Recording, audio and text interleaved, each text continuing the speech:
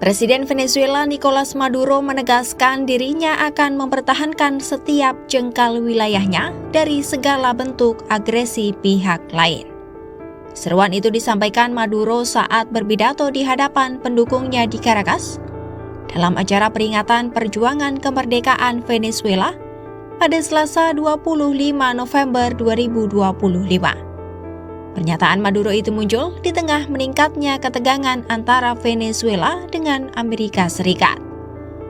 Ia pun mengingatkan warga Venezuela untuk selalu waspada dalam menghadapi agresi imperialis termasuk dari Amerika Serikat.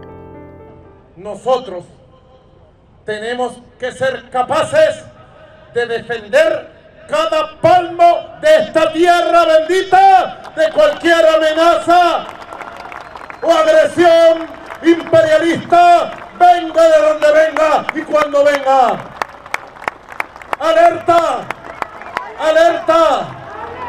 Pada kesempatan itu, Maduro tampil mengenakan seragam militer dan menerima replika pedang Simon Bolivar sebagai simbol perjuangan dan juga perlawanan. Ia pun sempat mengangkat pedang tersebut saat berpidato, sembari membakar semangat rakyat Venezuela.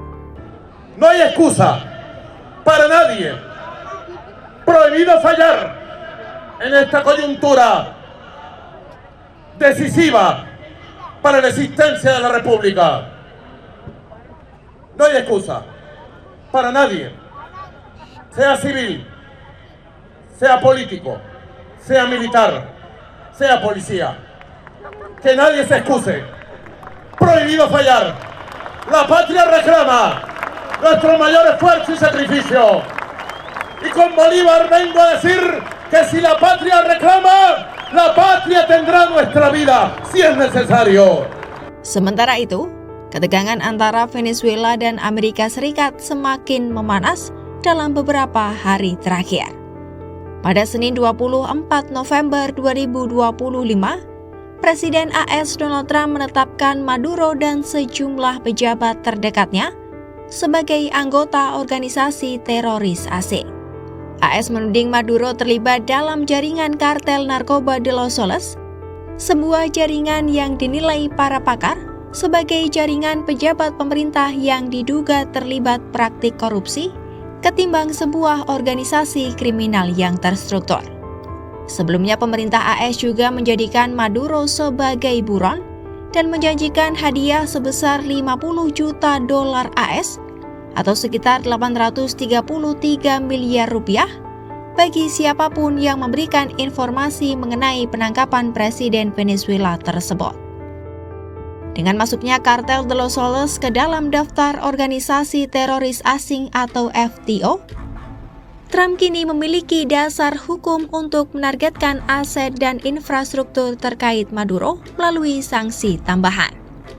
Sejak September lalu, militer AS juga telah melakukan serangkaian serangan terhadap kapal-kapal yang dicurigai terlibat dalam perdagangan narkoba di perairan internasional Karibia dan juga Samudra Pasifik. Termasuk beberapa kapal yang diklaim Washington berangkat dari Venezuela.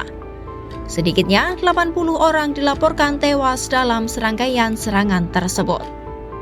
Pemerintahan Trump menyatakan pengerahan angkatan laut tersebut bertujuan untuk memerangi ancaman dari kartel narkoba Amerika Latin. Sementara langkah AS itu dianggap Maduro sebagai bentuk serangan terhadap kedaulatan negaranya dan bagian dari upaya untuk menggulingkannya dari kekuasaan.